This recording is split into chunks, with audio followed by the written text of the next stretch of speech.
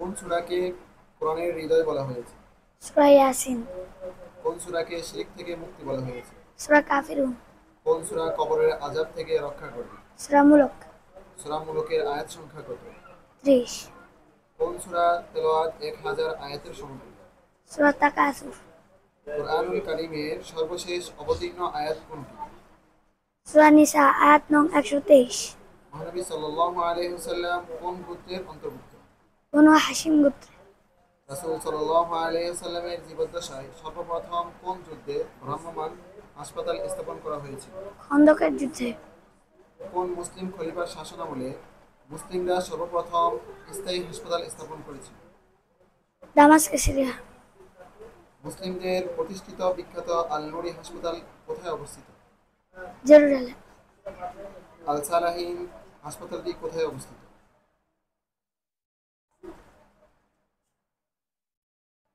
মুসলিমদের প্রতিষ্ঠিত তিউনিসিয়ায় অবস্থিত ঐতিহাসিক হাসপাতালের নাম কি? আল কায়রাওয়ান হাসপাতাল। মুসলিম চিকিৎসকদের মধ্যে সবচেয়ে বিখ্যাত সার্জন কে ছিলেন? আবুল কাসিম খালাফ ইবনু আবুল কাসিম খালাফ ইবনু আব্বাস আল জাহাবি।